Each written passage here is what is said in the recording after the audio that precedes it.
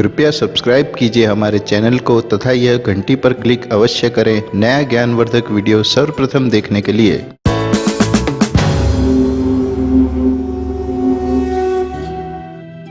इंदिरा एकादशी व्रत की पौराणिक कथा।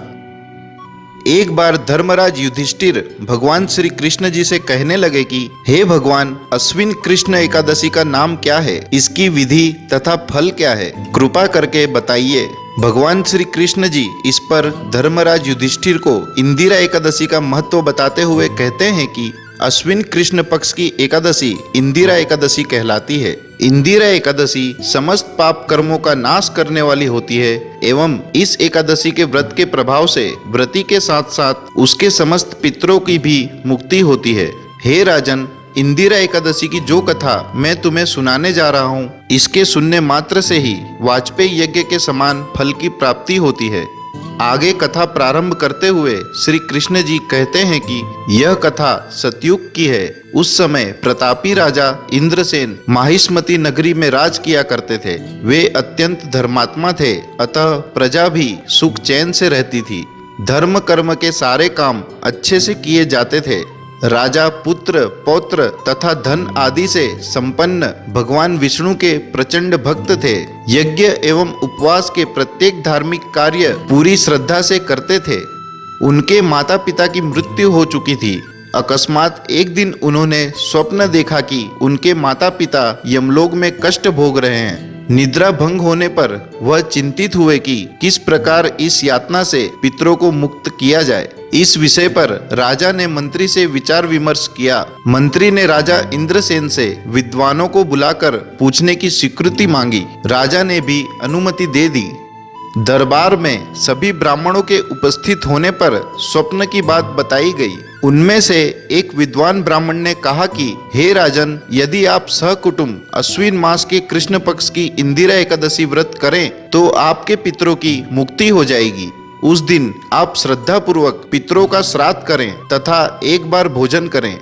व्रत के नियमों को भक्ति पूर्वक ग्रहण करते हुए प्रतिज्ञा करें कि मैं आज संपूर्ण भोगों को त्याग कर निराहार एकादशी का व्रत करूंगा। हे भगवान, हे पुंडरीकाक्ष, मैं आपकी शरण में हूँ, आप मेरी रक्षा कीजिए। इस प्रकार नियम पूर्वक शालिग्राम की पूजा, तुलसी पत्र आदि चढ़ाकर 11 योग्य ब्राह्मणों को भोजन कराकर दक्षिणा तथा आशीर्वाद लें।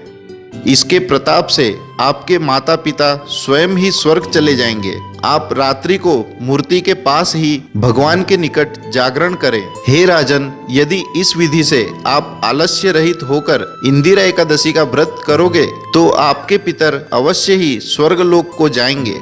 उसके पश्चात राजा ने भी अश्विन कृष्ण एकादशी को ब्राह्मणों द्वारा बताई गई विधि के अनुसार ही व्रत का पालन किया। जब रात में राजा मंदिर में जागरण कर रहे थे, तभी भगवान जी ने उन्हें दर्शन दिए तथा बोले, हे राजा, व्रत के प्रभाव से तुम्हारे माता पिता स्वर्ग को पहुंच गए हैं। राजा इंद्रसेन को भी भूलोक में सुख भोग कर तथा अंत में अपने पुत्र को सिंहासन पर बिठाकर मृत्यु के पश्चात इंदिरा एकादशी के व्रत के प्रभाव से मोक्ष की प्राप्ति हुई। भगवान श्री कृष्ण बोले कि हे राजन युधिष्ठिर, इस प्रकार अश्विन मास की कृष्ण पक्ष की इंदिरा एकादशी व्रत के प्रभाव से समस्त पाप कर्म नष्ट हो जाते हैं। साथ ही यह एकादशी नीच योनि में पड़े हुए पितरों को भी सद्गति प्रदान करने वाली है।